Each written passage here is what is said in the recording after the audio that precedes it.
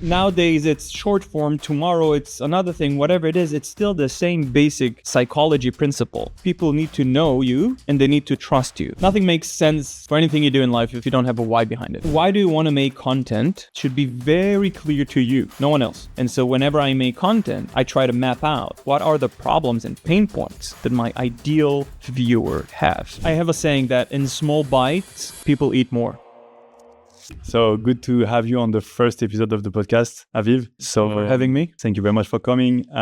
It's a bit strange because we decided to start this podcast very recently. We talked about it together, and I wanted to make this podcast for the simple reason that we have a lot of users at Submagic asking themselves a lot of questions about short form content, and some of them ask us like, David, could you tell us what is the best advice for doing this or this or this around short form content? And because we are in touch with a lot of short form content creators, agency owners, entrepreneurs that master short form content for themselves, I said, because I have access to those guys, I should interview them and sharing this knowledge with all the community at Submagic. So that's why we are here today for the first episode. So thank you for coming. Before we start, simple question, but I think it's important that you present yourself, who you are, why are you here on this podcast today? So yeah, my name is Aviv Ben Or. I started as a video producer. I had my own video production company back in 2015 and later transitioned into what I do today, which is an online coaching program for filmmakers. I also consult brands like e-com brands and startup companies on how to make high converting video ads and better converting content at the end of the day. A lot of times people think that ads is one thing and content is another, and I don't distinguish between the two. I think you always have a goal to convert the viewer to something.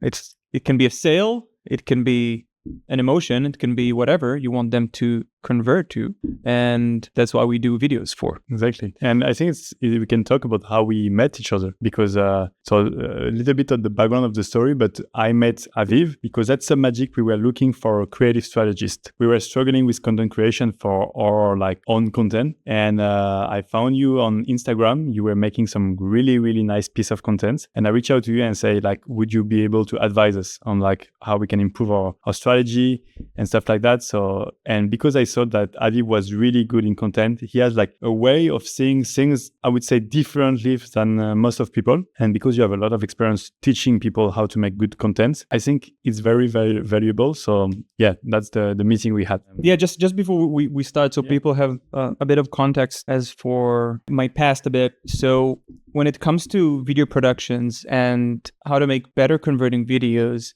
I started as just doing videos for clients, some general promotional videos for everyday businesses, B2B. And later on, that transitioned within the years to consulting. And over the years, I worked with more than 100 brands, between them Intel, EY, L'Oreal, Adidas, Philips, many more. And with the sole goal of what I told you, which is helping them convert the viewer with videos. And throughout that journey, I made that process of ideation to production to delivery so many times. And when you do this so many times, you notice certain patterns and you see what works for the client and what not. Because a lot of those deals that I worked with clients are deals that are success-based. Meaning if I don't bring them success, most of the time was sales, not always, then I'm not getting paid. So I always needed to make sure I deliver. Otherwise, I don't get paid. And that thing put me into a position where I need to do my best before going into shooting to prepare everything so I maximize my chances of success. A lot of times it didn't work. But that's repetition and error and learning from error and what works, what not, that got me into making better and better and better videos. So you will be able to share that with the people today, maybe? Yes, of course. That's great. Like a small intro into what I wanted to talk today, maybe for the viewers who will listen that, I want to talk about content creation process that you learn, mistakes to avoid when you start content creation. I want to talk as well about the short form content in general.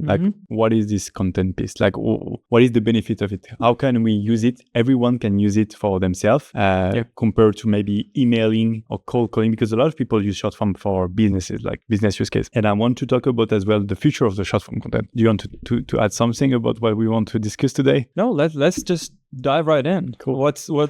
Whatever people want to hear. Let's start with the content creation process. I think it's important. Everyone has the same trouble. I have this trouble as well, like about like how you create a good piece of content. How do you come up with like ideas of creating piece of contents? Well, first of all, now I'm doing content in like the second round that I'm trying to do content. I've only been consistent this time. The first time I tried to make content, I said like, yeah, let's give it a try, see how it goes. Nothing planned, no systems, just like me and my hunch. And whenever I want to make content, I will. The thing is, it only works for a certain degree, and you only make content when you feel like it and when you have good ideas. That's the problem with going on a limb and just trying to make it on the fly and say, if it works, I'll continue. I'll commit. That was my first mindset. If it works, I'll commit. Was it a good one? No, it doesn't work. And do you think a lot of people are doing this, think this way when they start content? I don't know, but I know that that's how I used to think. Okay. And it's not a good way. I thought the same way when I used to run ads on Facebook. Let's do those shitty ads. If it works, then I'll put more money into Facebook. But guess what? It won't work if you put shitty ads, right? You need to commit before you commit. So that was a long time ago. Then I went traveling. When I went back, I said, you know what? Something in my mind shifted a bit. And I said, let's commit to this. Let's commit and let's do it systematically. Meaning, when you commit to something, what is committing to something? It's doing the thing even if you don't want to do that. Like you have a boss that tells you. Create a discipline, like a routine about content. Yeah. And I know you ask how I come up with ideas. Yeah. And I'm telling you about discipline. But it ties, I promise you. This second round, when I decided to do this, I said, I'm gonna do it properly. I want to make at least 5 pieces of content a week, come up with ideas, shoot and edit on the same day for the whole week. And at the beginning, it wasn't that easy, but slowly and surely, it became a part of just my weekly routine. And now it's really hard for me imagining my week without making content. And so I think it's first of all getting into the habit. Once you get into the habit, everything becomes easier, including coming up with ideas. Do you think people should ask themselves why they want to create content before like even... Oh, 100%. Nothing makes sense for anything you do in life if you don't have a why behind it. So why do you want to make content should be very clear to you, no one else. If you don't have a strong why, you won't continue. And so my why was my coaching program. I'm having a hard time selling it through ads for a long time. And it's funny, like I'm the ads guy and I'm having a hard time selling it. I'm not going to go into why that happens, but a lot of my colleagues told me over the years, you got to make content, you got to make content, you got to make content. And I was avoiding it for a million reasons. And finally I decided, you know what? Let's listen to what they say. Worst case, I'll stop a year from now or whatever. But let's just try this thing for an extended period of time. Because I want to try and bring sales from this for my coaching program and for my consulting services. Okay. So the only reason I made content was for making sales. And how did you know that content could bring sales to you? Like, who told you that? You don't have to be so smart. Just look at your competitors and what they're doing. Okay, you don't have to invent the wheel. Just look at what your competitors are doing. Just do the same. Great. Yeah. That's the first thing. The second thing is, look, it all ties back to basic human psychology. Because nowadays it's short form, tomorrow it's another thing, whatever it is, it's still the same basic psychology principle, which is people need to know you and they need to trust you. To buy something. Yeah. To buy from you. I don't care for views. I don't care for engagement. I don't care for any of that. The only thing I care for is actually making sales. And you do that through what? Getting people to know you and trust you. Overall, it also builds my personal brand and whatnot. But I didn't care for the long-term thing. I cared for like the here and now. So if we summarize quickly, you wanted to make some sales for your training, like for the training and the consulting thing. For the training and the consulting. Yeah. And you knew that if you want to make some sales, you need to have the trust from the clients, right? You need to build trust with them before selling. Yes. And to build trust, you say, how can I build trust with them? Content is the solution, right? 100%. And so that's how you came up with the why you should create content, because you want to build trust to sell your program at the end of the day, right? Yeah, especially because selling an online program, it's online programs for some reason, because there's no barrier of entry, there's a lot of cons and fakes out there. Yeah, right? Sure. And so people have this automatic suspicion of you. But it's a scam, about everything like that. Yeah. They think automatically, like you're selling a scam or something, right? And I'm not blaming them. Because there are so many scams. There are so many out there. It's not like you're going to uni. Yeah. Like if you ask somebody to pay $5,000 on an online course, it's like, oh my God. But if you ask them to go into that for like a $50,000 for uni, they're like, yeah, okay, makes sense. Doesn't make sense. right? Not rational. The thing is, it's because they trust unis. Yeah. They're not gonna, they trust them. That's the factor. That's the freaking factor. You would buy anything from your mom. Exactly. Because you trust her. Yeah. You don't have to see reviews. It's your mom. She tells you, buy this, you're going to buy that. And so, long story short, trust. Freaking trust. Trust is the base. Is the key. I think it's interesting because so many people at Some Magic are in your position. They try to sell something online. They try to sell a program or training or consulting things. We have so many coaches. And so they have to understand that they need to build trust before selling something. Yeah, 100%. And to build trust, content is a fabulous idea. Yeah. Because you can bring values to people they can know you without even jumping on a call with them, even without contacting them. They will see your content in front of them without asking it. Like, that's the point. Yeah, just one last word about it. It's like Gary Vee used to say, it's like give value before you ask. Yeah, that's so true. Let's continue. So you find your why. Yeah. And then you say everything was just simpler after that. No, nothing is simple, but everything is simple, but not easy. So yeah, I found my why, right? So the why is the fuel in the tank. You cannot drive without the why. Great. You have your why.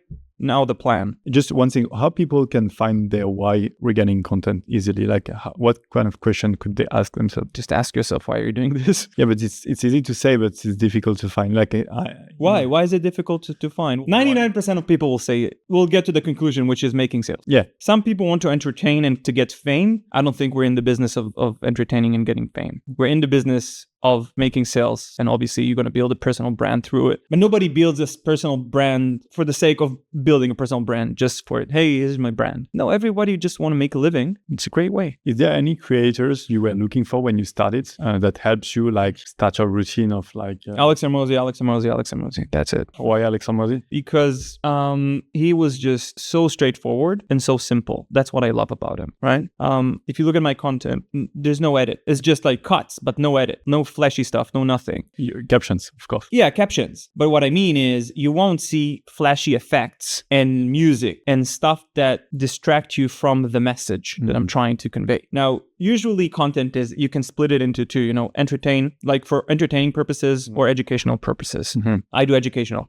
So there is two types of content that I can think of, yes. Yeah. Okay. I mean, look, I'm not some super guru content expert. I'm just talking from my small experience. So yeah, I think you can split it into two, which is entertaining and educational. Okay. When you see something entertaining, you don't have to think. You just shut off your brain, and there's no rules. Just make people laugh, make people feel, make people whatever. Usually through entertainment, you don't look to give value, right? The only value is like make you laugh. Okay, it does. By the way, there's no evidence from what I've seen that making somebody laugh equals sales. And so I see a lot of ads that are trying to make people laugh, and they will share it, and you'll have great engagement on that ad, being that on social or TV, but it does not translate into sales. You can build your brand image, great, but don't expect performance from that specific ad directly, in my experience. And so the other avenue is education. And the goal of an education piece, may that be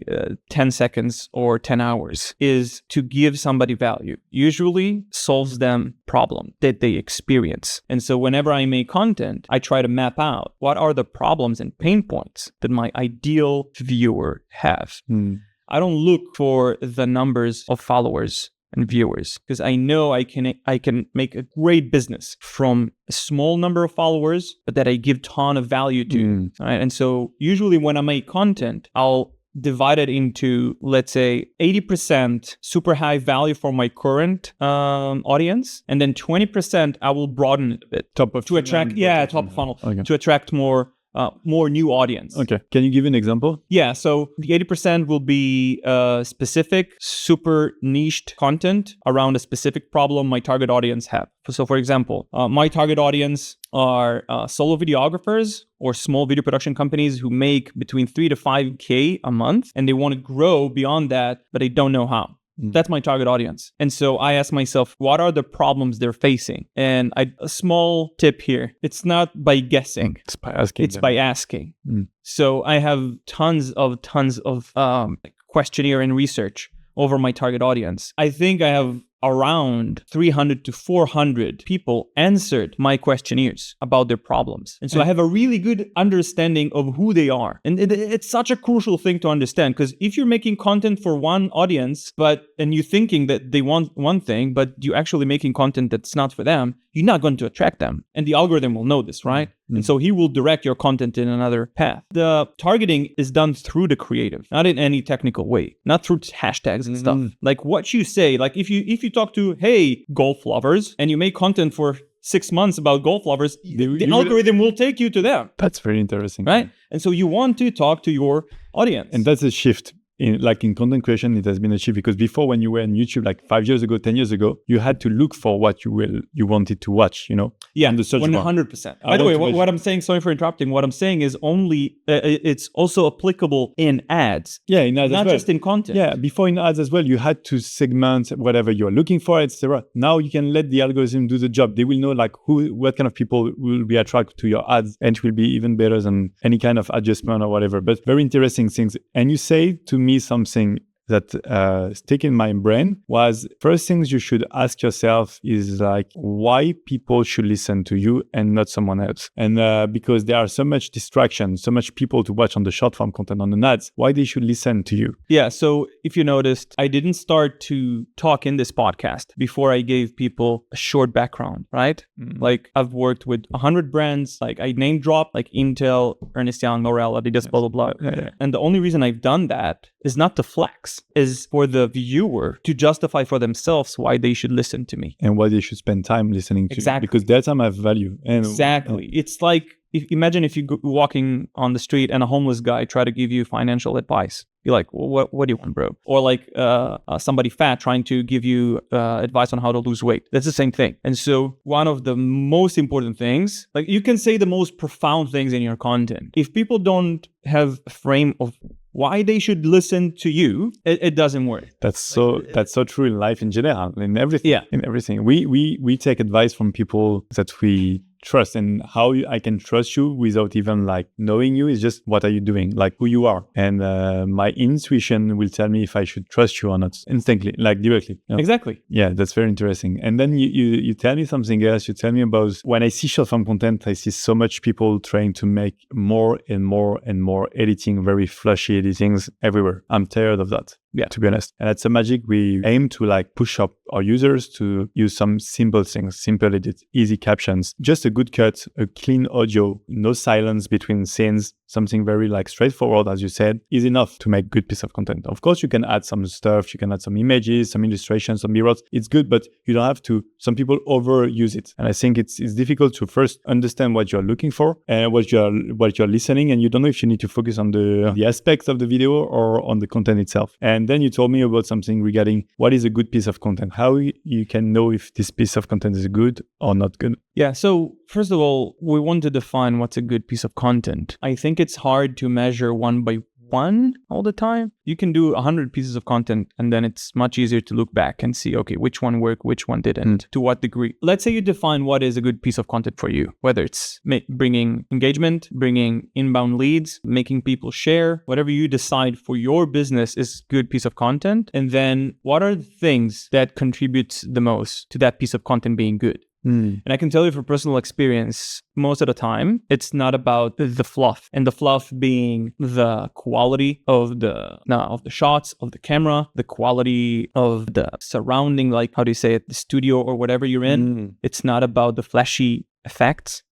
It's not about the B-rolls, in my opinion, and from my experience, it's about how well did the message get across. You know, imagine if you're standing in front of a judge or a jury and you want to make a case. Did what you say convince the judge on your point? So that's what I'm trying to say. Like, did you make the case? Now, you can use tools to help you convey that message. I'm talking about a story of a man walked in the street, and I have a B-roll of that man actually walking in the street that helps me convey the story, right? Yes. But if it doesn't help me convey the story, then I will take it out. A good editor takes out more than they put in. Bad editor, and I think it goes to a lot of stuff, design also, and all those things. A good editor puts his eye on the prize, which is the content. A good piece of content should work on paper before it goes on screen. always. And it goes to short form and it goes all the way to Hollywood movies. It should work on paper before it goes on screen. That's why a lot of movies are,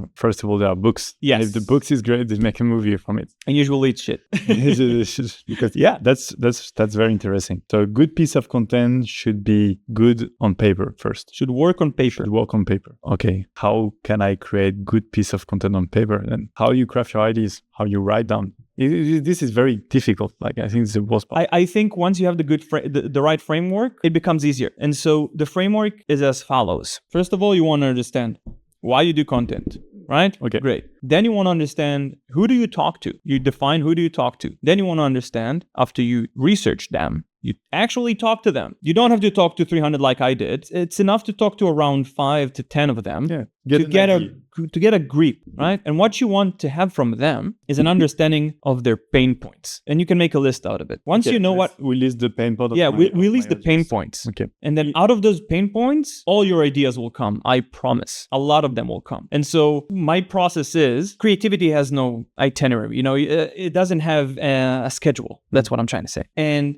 ideas can come up to me like 2 a.m. or when I'm juggling, running, in the gym, whatever it is. Yes, and even now. Yeah. And so I always make sure I have somewhere to take notes of ideas. Okay. A lot of ideas actually come when I scroll short form content, and then I save them somewhere so I can pick it up on Monday when I'm making content. And then when Monday comes, I have like 2 hours of writing time. And in those 2 hours of writing time, I still develop my process. But sometimes I will do like word to word. Sometimes I will do points. And sometimes I will just go on a limb. Easier for me to go on a limb on subjects. What is a limb? Just like from the hip. Okay. So easier for me is talking about stuff that I lived through, obviously, and have really, really deep personal experience. Stuff that are harder for me are a lot of times I love to tell stories because people remember stories. And so I did this one story about a cereal company that did this amazing marketing trick, and it got like 200K views, if not more. But in order to do that piece of content, which again, all of them are short form, no more than 90 seconds. In order to do that piece of short form, I had to read the story in several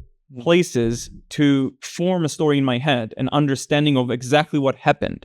Why? Because I didn't want to write a word by word. I want stuff to come naturally to me on camera, and I want the viewer to actually see me thinking like this, not because I'm faking it, because I'm actually thinking at the moment, reminding you, what's my goal? To build trust. You don't build trust if you're fake. So how am I being authentic? By actually being myself and telling the story through me, not through somebody else. And so when I told that story, although I did it in bullet points and told it in my own words, I rehearsed that like 2-3 times. And then I did like 3-4 takes. And then the 4th take was the best one. And so all in all, it was like 8 takes. And people look at it and say, man, this like comes naturally to you. And it's like so easy to you. No, it's not. So it's not easy even for you as you are doing that since years. And people don't know this, but I was an actor for 2 years. Okay. I have that experience in front of the camera. And it still is not easy. Yeah. But the thing is, the more you do it, the more you don't see the camera. Like right now, I'm so used to this. I don't see the camera anymore. It's just a conversation between you and me. It's an easy framework to reproduce for anyone. Like anyone can take your advice and start creating their own framework linked to what you say. It's easy. Yeah, it's about frameworks more than being creative. Yeah. And there's a great quote from Alex Hormozi that he says that people need to be reminded more than they need to be taught. When I teach someone or I give them value about an educational piece, my original thinking is that, man, I've talked about this before. I can't say it again. No, I should say it 5, 10, 20 more times. Tell me, how many times have you, when you hire an employee or when you try to explain something to someone, how often is that you just explain it once and then they get it? No, never. Right? So you need to repeat stuff. And so this goes for people who are afraid to give value and that they will run out of ideas. You can just repeat it in a different way. Repeat it even in the same way. Yeah, that's very true. Like for me, communication is the art of the repetition. So a good communicator is just an art of repeating what you said multiple times in different ways. Some people might think like content is not for me because I'm not a creative person. You don't have to be a creative person to create content, I would say today. Just if you follow this framework about asking you why you should create content, why people should listen to you, and then talking to the people you are trying to sell something, like basic question about what are the pains, what are they facing, like survey, easy. Talk to them, listen to them more than more than you talk. And then when you have the problem they are facing, what kind of content could you create to answer those problems they have? And you have your ideas. Exactly. And another way to find out your target audience pain points is just going through your competitors' content and see the comments and what people are asking. And these are great ideas for content. And also it can be like, look at your competitors, see the content they make, see the one that perform well, and there watch it and say how you can do this piece of content, but with your own sauce or with your own ideas as well, or some different things that you can add over it. This could be like an easy way to start, I would say. Now I would like to talk about the industry of the short form content. I heard like recently that YouTube Shorts was 50 billion views a day. What is your thought about the short form in general compared to the long form content? How do you see things evaluate in the next couple of years? I have no idea how it will, how the evolution will go. No idea. But I think that the difference between short and long is that I have a saying that in small bites, people eat more. In small bite, people eat more. And the small bite, is it the short form? Yes. Okay. So think about yourself. When you binge watch Netflix, 20 to 40 minute episode, you can find yourself spending 3 hours. Yes, that's true. But watching in a movie for 3 hours. So hard. No. What's the difference? I can try. I can try something. Yeah. I didn't ask myself this question, but it's very interesting. I think when you consume small piece of content, you have this feeling of success more quickly. Like either doing like one marathon in one way, let's do like 1 kilometer every day. Like, and you have this feeling about like you succeed. You have more dopamine quickly, than doing one big things in one way. It's difficult for the brands to do big things directly, I would say. So let's start from the viewer perspective. It's harder to consume big chunks. If it's physical, if it's digital, it's hard to consume big stuff, right? Even if you just look at a piece of paper or a presentation and you see a page with a lot of stuff written on it, I don't know about you, but me, I'm like, I'm not even starting. Like, I don't want to read that. But if I have like one slide with one sentence, I can go through million slides. The difference is I'm not overwhelmed. It's about being overwhelmed, I think, and how people perceive that piece of consumable, being that digital or being a piece of something you eat. So think about like snacking in front of the TV as well. People can snack for hours, way more calories, and they don't even like notice that versus like one big meal. It's the same thing. So I really believe people eat more in small chunks. Okay. Now that we know that people eat more small chunks than big chunks, what link can we do with short form content? Okay, so basically, I'll just tell you my strategy. My end goal is to convert people into customers, obviously. If I had like a magic wand, I just do like swish and they trust me completely. I don't have that magic wand. And so I need them to trust me. The first easier way to consume my stuff is short. The next level after that is long. The reason is trust is built. They say, I think that the average trust is built on when somebody consumes several hours of you. Right. I don't know how much, might be 7. I'm not sure. Anyway, they need to consume some level of you before they trust you. Now, if that piece of content is, let's say, continuous, it's even better. But it's hard for people because it's overwhelming. They see a thumbnail for an hour video. Okay, I'll put it aside and I will watch it someday, and someday never comes. So that's why people take a lot of long form and make it into short form. And so these are like trailers for the long thing. So a lot of times what I would do, I would take my long form, chunk it into small stuff, put it in my shorts and tell people, hey, the long form is over there. And the reason is, again, building that trust through longer time periods so they can like just hang out with me. If that was up to me, I would only do short form. Doing long form content is not easy as a content creator. So you use short form to attract people to long form and to build more trust. Yeah, but it's not a must. Yeah, it's not a must. It's not a must. The thing about long form is that shelf life is higher. Like people can come on your YouTube channel, see other videos. Just the way people consume content on YouTube, they can even be popped on a video from a year ago, which in Instagram, everything gets buried down. Yes. Right? Yes. And I don't like that too much because in a way, you lose your real estate. Like people won't go that deep into your Instagram. Nobody does that. Yeah. And so on YouTube, it's a bit different. Very interesting. We realize that's a magic. I tell you my opinion that the short form content, this new media, starting like 6 or 7 years ago, 8 years ago with TikTok, is the most powerful way to sell something to people when you start any kind of business today, or even if you have a big business. It's the most powerful way because of three things. First, it's cost effective. It's cheap to create content, like especially short form content, just your phone, your camera, and you can create a piece. Editing is easy. You can use some software like some Magic or any other software, but it's easy to edit content. And then you can reach millions of people without having millions of followers. Before with YouTube, you couldn't do that. You remember at the beginning when you start a YouTube channel, you have to build your subscriber base. And then I can, if I have 0 followers right now on Instagram and I put a piece of content, I can reach a lot of people. Yes, of course. You don't agree with that? No, I don't know that. You don't. I'm not like an algorithm expert. So you never saw on TikTok. You never had this experience about like posting a video and one day your video is making like 500k views on TikTok. I don't know. On TikTok, on Instagram, maybe it works the same way. Okay. Like for example, on Instagram at Submagic yesterday, we had 8,000 followers. Yesterday we posted videos. Most of the time, the short form content videos we produce make around like 2 to 5k views. Yesterday we post one. She made like 20k views in one day, and we don't have 20k followers. So you can reach a bigger audience without having like huge amount of followers. So that's a very that gives the chance to anyone to reach a lot of people. And you know what is the price to pay to reach like millions of people on ads? It's very expensive. And you can have it for free. Just create a good piece of content, share it, and if the algorithm likes it or if the people likes it, you will be able to be in front of a lot of people. So I think it's but let me ask you this. Like if it's if making content is all pluses, no minuses, and you can get a lot of clients for free very fast, why don't people do that? Why did it took me years before I did it? I have the answer. I just want you to Okay, let me think about it. I think it's first of all, it's hard. It's a new way, it's a new thing.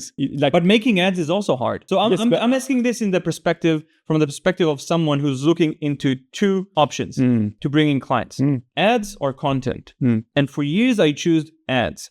Why didn't I choose content? Because it's much more easy to just go on ads and spend like monies on ads and you get some views. Do you think it's easier to think about all the process you did, like the framework, asking your clients what are their issues, create the piece of content, stuff like that, or just create an ad to say like, hey, I'm selling that and I'm going to spend like $1,000 a day to reach millions of people. Which one do you think is the easiest? The process of making the content is probably the same process I'm using for ads today, but most of the people. But I learned that the hard way. Yeah. So I thought that ads could work just like that, but without research, it cannot work. So research goes into both. It doesn't matter if I do paid media or organic content. Yes.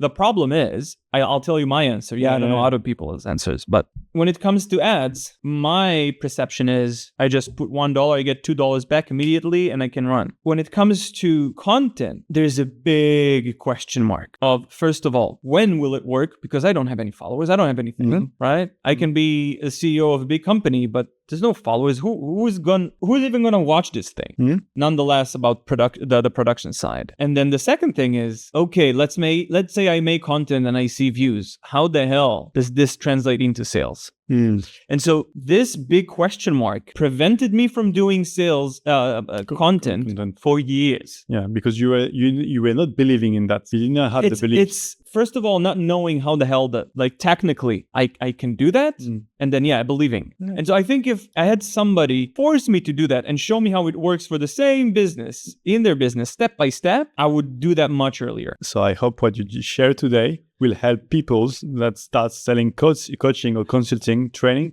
start their own piece of content as well. Yeah, I think we need to understand what prevents people from doing it. That the belief is really important. Like they don't believe that this will bring them sales, and they don't. It's too far from like creating your piece of content, your organic piece, from like seeing a sale in exactly. It's too far. Instead of like doing an ads, paying something, and then you have a CTA to buy your product directly. Exactly. But I don't believe in like easy things. Like you spend $1 and you get $2 in rewards. Like everyone can do ads tomorrow, but who can do content and good piece of content? It's much harder. And I think like rewards the people who do hard things, not easy things. Like if everyone was doing content, was doing like ads, like that's why ads are not working for a lot of business. It's really hard to be profitable on ads. Does ads work for your business? Did you try? Yeah, so it's a long story, but my ads only started to work. And when I say work, is being ROI positive, meaning I put $1 and get $2 back, $3, whatever. My ads only started to work once I truly understood my target audience pain and then shifted the script accordingly. And the best ad to this day that works for my online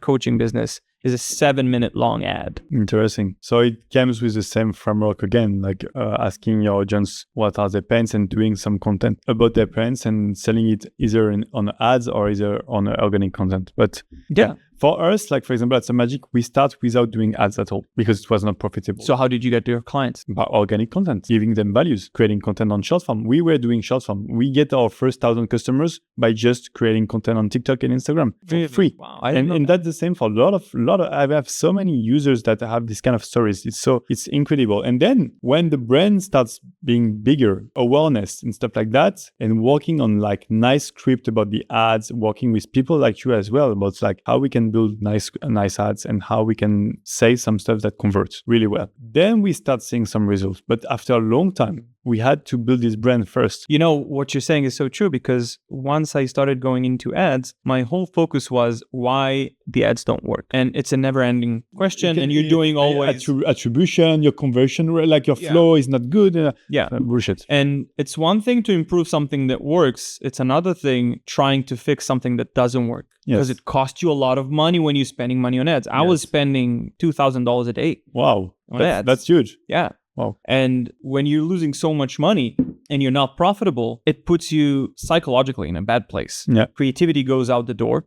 You don't really make good decisions. It's just a spiral. And now I can tell you that almost all of my clients who run ads, I now look at it differently. I know that once they start making content, the CPAs, the cost of acquisitions from the ads will go down dramatically because the trust goes up. Everything's about trust when it comes to sales. Every freaking thing. Because again, if your mom had to sell you something, CPA will be 0, right? Yeah. Because you just trust her. So it's a mix of doing a lot of things. What we learn is that doing great marketing, great distribution for any business, it's a mix of different pieces of content. Organic, and then you can do some paid, and then you have to be everywhere to build this trust. And when the trust is built, the cost will lower down, and then you will probably be able everything will be lower. Not just the costs, the friction and objections in the sales process, if it's a manual sales process or automatic, everything goes down. So the conversion rate on your website, how do you call it? The bounce rate, whatever it is, the conversions on the sales calls, the follow-ups, engagement, everything just becomes smoother. So if I need to look and let's say think about content in a way, it's kind of like putting oil in the sales machine, freaking good oil. How can I make my brand being perceived as my customer's mom? We're gonna end on that. I think it's a good podcast. Anything you want to add before we stop here? No, thank you for having me. I think what you're doing with Submagic is what a lot of businesses don't do. You walk the talk. You actually do what you're selling, which so many other businesses don't do. Eat your own food. Yeah, and I think it's such a great thing you're doing, and I've no doubt that you guys, because you're doing what you're telling people to do, you will improve the product to be the best in the market. That's so cool. Thank you very much, Aviv. Thank you, my man. And maybe we'll be able to do another episode if like we have other questions or other things. I think there are so many topics to talk about. Yeah, feel free. We can talk forever. Okay, thank you very much. Man, thank you.